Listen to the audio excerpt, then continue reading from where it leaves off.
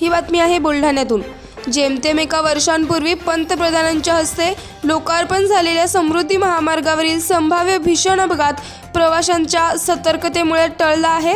या मार्गावर एका पुलाचा लोखंडी भाग तुटून वर आला आहे। अति वेगाने वाहणारा हा समृद्धी महामार्ग आहे। मुंबईत 3 कोटीहून अधिक मराठा आंदोलक येणार, गाड्या अडवल्या तर फडणवीसांच्या दारात बसू, असा मनोज जरांगेंचा इशारा।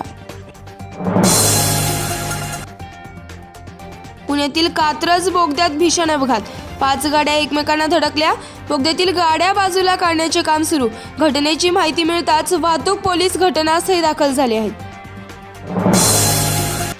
लोकसभेच्या जागा वाटपीबाबत महाविकास आघाडीची पहिली बैठक होणार, उद्धव ठाकरे जानेवारीच्या पहिल्या आठवड्यात दिल्ली जाण्याची शक्यता।